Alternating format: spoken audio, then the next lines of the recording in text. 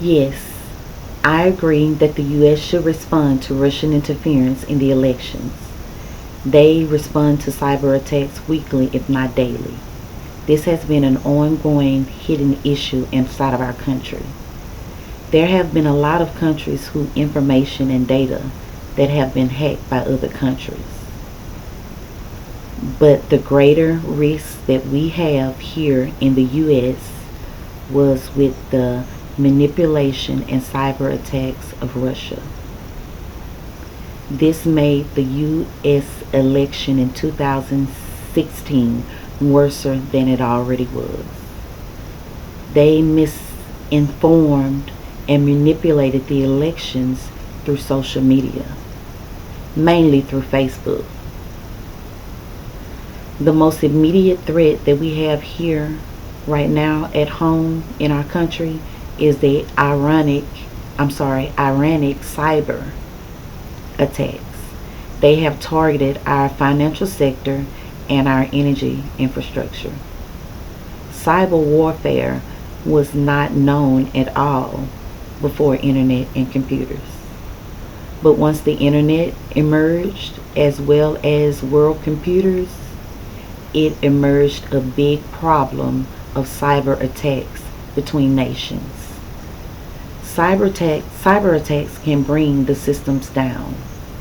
It can corrupt computers, causing the computers to get very overwhelmed. These computers that we have, they power our power systems, our electric systems, our essential facilities that we need in order to maintain. And if these systems are attacked by cyber attacks, it could shut these facilities down. It could cause them to malfunction, from our dams to our sewages to our water systems. These viruses and worms can be very damaging to our nation's defense systems.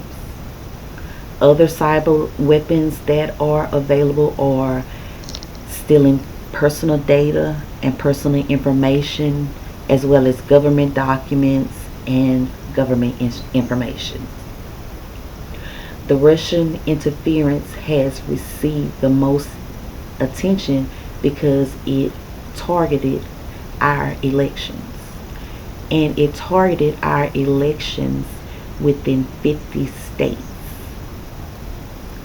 Again, they use social media for disinformation, putting out lies, just disinforming the people so that they could manipulate the vote and the people would vote for who they wanted to.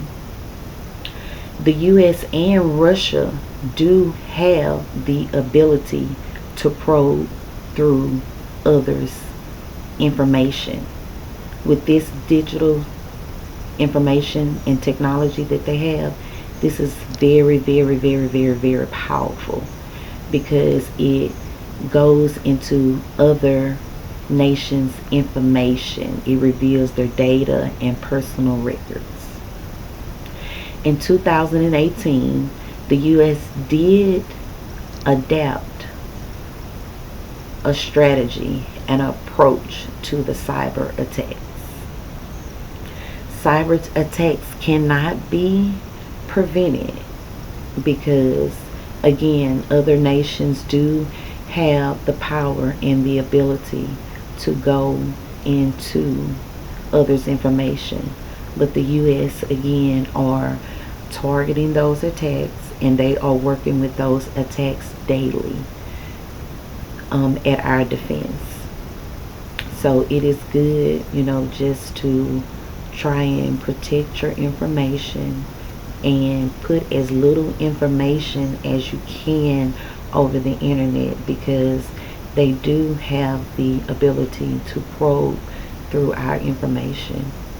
These are powerful cyber weapons that they have developed through softwares for computers that are viruses and worms. And again, these can be very, very, very, very, very devastating to our nation's defense. It can, a cyber attack can, again, like I stated before, it can destroy the world's economy.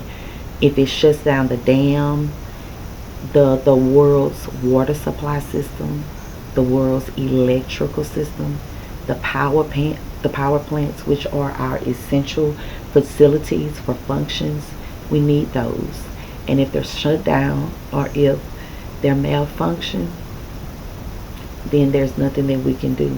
The economy will slowly fall, and that's not a good thing. So the U.S. have they cannot give the protection of our information not being stolen, but they are doing what they can. And Russia did a very bad thing with the election because it kind of threw it off. So the votes are not true.